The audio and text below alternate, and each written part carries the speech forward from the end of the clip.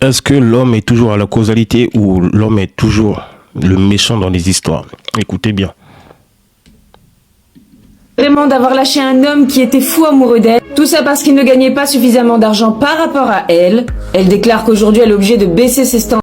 Est-ce que je dois rappeler son passé d'escorte? Voilà. Léana, télé-réalité, escorte, etc. D'après, elle gagnait bien son argent parce qu'elle vendait son corps. D'ailleurs, ils sont tous partis à Dubaï. Hein, ok. Maintenant, elle sortait avec un mec qui a accepté son passé. Ils sont restés au moins 3 ans ensemble. Et finalement, le mec l'aimait plus que elle l'aimait. Donc, elle l'a dégagé. Et parce que, soi-disant aussi, elle gagnait beaucoup plus que lui. Donc, elle n'arrivait pas à suivre la cadence ou de se dire que comme il gagnait moins qu'elle, ça le ferait pas. Beaucoup de femmes, quand elles ont de l'argent, d'après elles, c'est l'émancipation financière. Et donc, elles font beaucoup plus de ruptures. Et même sans ça, sans même l'argent, dans tous les cas, c'est elle qui divorce le plus. Mais en tout cas, elle regrette maintenant que quand c'est la date de péremption, c'est malheureux. Hein. Moi, j'aime pas utiliser ce mot-là, mais on doit l'utiliser. C'est quand elle voit que c'est trop tard, qu'elle repense à ce mec-là. Et c'est toujours comme ça. Mesdames, votre vie, surtout vous, en tout cas, si vous voulez vous marier ou faire des enfants, votre vie de votre côté à vous, il est court. Le temps, il est très, très restreint. Faites la Java comme vous voulez. Hein. Mais à partir de 35, 40 ans, 50 ans, c'est mort, c'est fini. Donc, on vous le dit depuis des décennies, moi, j'ai rien inventé. Je constate. Je n'ai pas décidé de venir au monde en tant qu'homme, etc. Ben voilà, c'est comme ça. Je suis du côté où je suis un homme, c'est tout. Voilà. Écoutez, de toute façon, j'ai trop parlé, désolé. Pour espérer se sentir aimé de quelqu'un, écoutez. 3 ans avec une personne que j'aimais et qui m'aimait. En fait, j'avais des trucs qui allaient pas, genre il y avait beaucoup de hauts, beaucoup de bas. Le vrai problème de pourquoi ça s'est fini avec mon mec de 3 ans, vous savez, les plateformes. Et que je faisais de la télé à cette époque. Donc en fait, j'avais tout coupé pour lui. Pas les plateformes, bien évidemment, parce que il pouvait pas m'apporter ce que je m'apportais toute seule. Donc ça, c'était très compliqué. Donc c'était pour ça que ça n'allait pas. Mais si ça allait, je me serais mariée avec lui. Et je suis pas en train de dire que je regrette, mais quand vous avez un vrai homme qui fait des choses pour vous, qui est là pour vous, que ça soit dans le mal ou dans le bien, tu vois, ce mec-là, la vie de ma mère, gardez-le. Parce que moi, je pouvais pas. J'étais vraiment dans un engrenage où je faisais de l'argent. Et je pouvais pas stopper comme ça. Et je suis qui, moi, pour dire, ouais, bah vas-y, donne le salaire que je gagne. Parce que là, aujourd'hui, là, à 30 ans, là, je suis quand même à calculer des vieux mecs. J'ai l'impression d'avoir baissé mes standards. Je suis toujours attirée par la casse. Et la casse, malheureusement, ça ne t'apporte rien. Tu ne vas pas faire un futur avec cette personne. Alors, est-ce que tu penses qu'une femme ne peut se résoudre à sortir avec un homme qui ne gagne pas suffisamment d'argent par rapport au train de vie qu'elle peut s'offrir seule et qu'au vu de leur standing, seul un homme qui a suffisamment les moyens peut espérer les fréquenter? Ou alors est-ce que tu penses qu'avec cette mentalité, ce genre de... Et il y en a plein comme ça. En gros, malgré qu'elles utilisent leur corps à des fins personnelles, c'est-à-dire faire du charme ou vendre des charmes ou vendre, en tout cas leur corps, elles attendent toujours quand même le prince charmant, c'est-à-dire le riche qui va venir essayer de les faire arrêter dans leur escorting, etc. ou dans leur contenu pour adultes. Elles attendent toujours le mec qui va venir les faire arrêter. C'est un truc de fou. Hein. Mais bon, elles oublient qu'à la finalité derrière, c'est un homme qui se tient. Après, voilà, les grands fautifs aussi, c'est les hommes qui font ça, qui achètent les contenus, Mais bon, ça, on n'est pas près de l'arrêter. Hein. On dit que c'est le plus vieux métier du monde. Donc, c'est pas maintenant que ça va s'arrêter.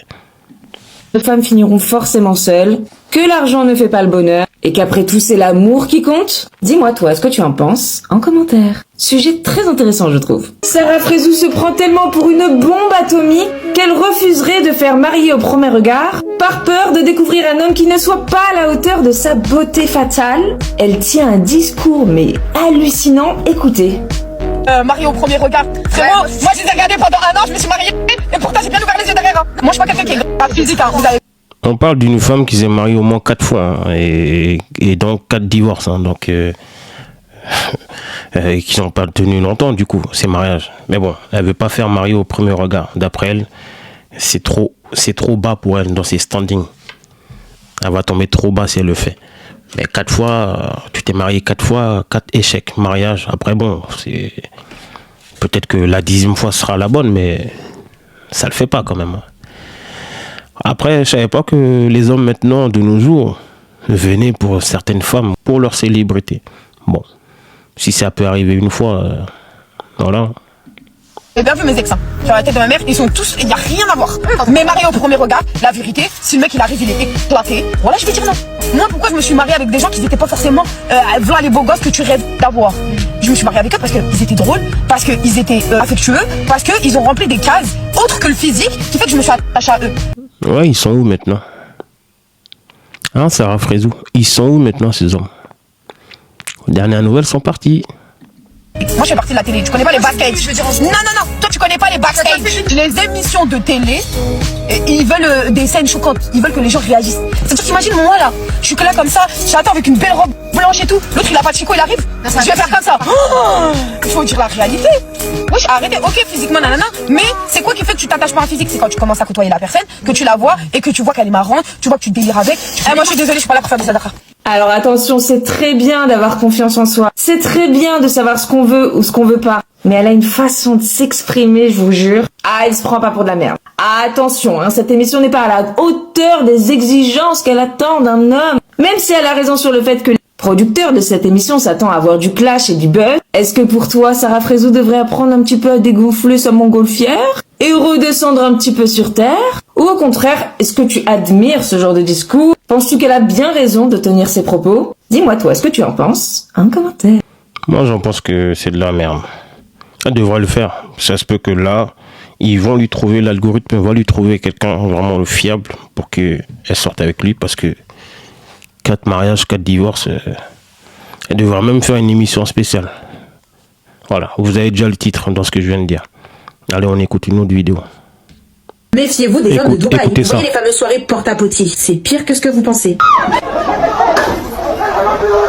C'est pas juste une histoire de caca. Les femmes qui font ça se font littéralement chier dans la bouche, et je parle pas au sens figuré. Et l'une des dingueries, avant d'utiliser la bouche de ces femmes comme des toilettes publiques, c'est que ces hommes-là, ils prendraient un médicament spécial pour que leur excrément soit plus liquide. Ça me dégoûte. Elles mangent aussi les excréments d'hommes, et attention, on parle pas de n'importe quel homme, on parle des élites de Dubaï. Les personnes les plus hautes placées, on parle des hommes, des femmes, il y a pas de limite. Et faut savoir qu'elles sont consentantes. Donc pour ceux qui ne connaissent pas porta-potty, en gros ce sont des jeunes filles escorts, des mannequins. Ils utilisent aussi des femmes issues de milieux défavorisés, extrêmement pauvres. Ces hommes-là les contactent pour faire les choses les plus sales et les plus atroces sexuellement, en échange de sommes d'argent. Et comme si tout ça là ne suffisait pas, le pire, c'est qu'ils joindraient aussi des animaux à la partie. Eux aussi déféqueraient dans la bouche de ces filles, dans leur bouche. Chiens, ânes, chameaux, mais c'est pas tout. Les femmes seraient obligées d'avoir des rapports sexuels avec ces animaux. Mais on parle aussi de violence, suspension à des crochets. Mais c'est quel genre de monstre qui fait ça? Et ce qui est complètement ouf, c'est qu'une partie des femmes qui font ça sont soit décédées, soit complètement traumatisées de ce qu'elles ont vécu. Comme cette jeune fille là qui a été retrouvée la colonne vertébrale éclatée entre la vie et la mort. Apparemment ça serait des pratiques occultes, mais c'est horrible. Allez sur mon YouTube, abonnez-vous et activez la cloche, car je vais sortir la meilleure vidéo.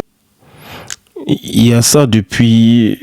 C'est quand le scandale? Je crois que c'était en 2017-18, hein, quand ça a éclaté. La plupart des escortes ou ceux qui ont des contenus pour adultes, etc., quand ils vont là-bas, c'est pas pour raison fiscale. C'est tous pour aller faire ça. Les mecs, je sais pas eux, ils vont faire quoi. Mais en tout cas, les mecs, les meufs, ça, je sais ça. Et ça avait éclaté. Beaucoup de personnes qui venaient même d'Afrique subsaharienne, Afrique du Nord, d'Europe, elles vont tous là-bas, soi-disant influenceuses. Et elles revenaient avec des sacs de luxe, avec des maisons, enfin, où elles achetaient des biens dans leur propre pays d'origine, etc. Du jour au lendemain, comme ça. Heureusement qu'il a éclaté ce scandale. Et c'est une dinguerie. Soi-disant, on est dans un pays, on va dire, entre guillemets, musulman, mais bon, c'est du n'importe quoi. C'est vraiment au plus bas de l'être humain. En fait, c'est où vous êtes prêt à aller pour l'argent. C'est vraiment ça là-bas. C'est ça. Si vous n'avez pas peur, vous pouvez tout faire là-bas. Mais vous sortez millionnaire à vous risquer péril. Parce que souvent, évidemment que eux tous, ils aiment bien filmer. Donc, il y aura toujours une vidéo qui va fuiter un de ces quatre. Donc voilà, faites attention à vous, les gars. On vient de l'apprendre, le TikToker Reda JR a été mis en prison pour violence conjugale. Voici ce qui... J'espère vraiment que justice sera faite si vraiment il est le coupable, et justice sera faite s'il n'est pas le coupable. Parce que là, il ne nous donne pas plus de détails, mais écoutez, je l'entends partout. Juste apparemment que sa compagne, il l'aura jeté dans d'un parking, je sais pas donc si c'est un parking en hauteur, je sais pas. Mais en tout cas, elle a fini dans le coma. Donc écoutez. Il s'est passé. Ce vendredi 3 avril, il a été annoncé que le TikToker Reda JR, suivi par plus de 6 millions d'abonnés, aurait été placé en détention pour des faits présumés de violence conjugale. Selon les dernières informations, il a jeté sa femme sur le parking de l'hôpital et elle a été intubée sur le parking tellement elle était dans un état critique. Elle a donc fini en réanimation. Depuis ce drame, cela fait environ une semaine que Reda JR est en prison au Beaumet. La nouvelle a rapidement fait le tour des réseaux sociaux. Les internautes expriment leur choc tandis que d'autres appellent à la prudence tant que la justice ne s'est pas prononcée. Exactement, faites attention à vous parce qu'on a eu beaucoup d'histoires comme ça où la justice des réseaux sociaux a fait son procès, le procès de tout le monde en fait, ceux qui ont été accusés dès le départ. Et après, quelques temps après, on apprend les vraies raisons. Voilà. Bon, si c'est arrivé en soi, c'est grave. Il n'y aura pas pour moi, il n'y a pas de lien en causalité. Mais attendons la vraie version. Parce que là, le gars, il est déjà en prison il est en détention provisoire pour l'instant. Depuis une semaine. Donc, ça va très, très vite. Franchement, cette justice, elle est vraiment à 2 vitesses. Prononcé. Reda JR était resté silencieux sur les réseaux sociaux ces derniers jours, ce qui n'a pas manqué d'alimenter les spéculations autour de sa situation actuelle. Pour l'heure, ni les autorités ni les proches de l'influenceur n'ont communiqué sur l'information. Des nouvelles seront probablement bientôt apportées pour éclaircir la situation. Là l'équipe, vous avez vu, mon gars Écoutez ça. Ant-Man, il s'est fait extorquer rapide. Donc ça c'est Ayesha Howard qui était avec Lil Baby, elle a même eu un enfant aussi avec lui. Et là elle est enceinte d'Anthony Edwards. Tu vois le bébé elle d'ici. Apparemment elle a 39 ans et le gars lui il est jeune. Le problème c'est qu'il s'est pas protégé, il lui a foutu un marmot. Enfin, jusqu'à preuve du contraire parce que là-bas heureusement que le test ADN est permis. Donc au lieu de faire un test de paternité, mais il l'a pas fait. Il a préféré payer $1 million jusqu'aux 18 ans de la petite. C'est-à-dire qu'elle est encore petite, elle vient de naître, elle est encore petite, elle a quelques mois. Il s'est pas pris la tête, il lui a fait un chèque, il a calculé sur les 18 ans, il lui a donné. Mais moi, je vous le mets je vous mets à pari, excusez-moi, que dans pas longtemps, dans 1 an, 2 ans, et encore, elle va venir réclamer encore des droits ou un autre billet parce que 1 an, ça passe très très vite. 1 million, normalement, une personne lambda, elle va mettre du temps à gaspiller 1 million, mais pas elle. Je suis sûr qu'elle va claquer l'argent et elle va revenir lui demander encore. Donc, moi, je dis qu'il est perdant d'avoir voulu anticiper. Parce que là, c'est mort. Elle a vu qu'il a craché, elle va redemander encore. Si je comprends bien. Et Anthony Edwards, qui ne voulait rien avoir à faire avec cette femme, en vrai, pour lui, il avait juste eu une relation sexuelle. Au final, il veut pas l'enfant.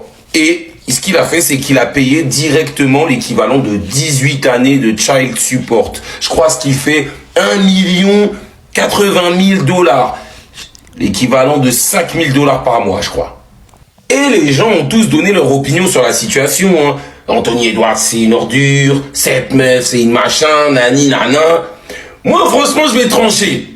Lui, c'est un idiot. Parce que comment ça se fait qu'une meuf avec qui tu veux pas d'enfant, tu te protèges pas, tu fais pas les trucs. Bah non frérot, là tu prends un très très gros risque pour un coup d'un soir. Et celle-là c'est clairement une prédatrice. La vérité, elle a 38 piges, elle est partie chercher Ant-Man.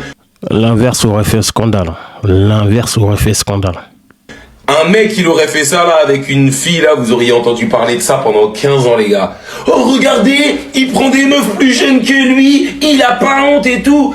Dès qu'il y a un mec qui fait ça, on en entend trop parler. Là, cette meuf, limite, on dirait ça passe un peu à côté. C'est plus important de savoir si Anthony Edwards, il va lui payer l'argent pour le child support d'un enfant qu'il voulait même pas.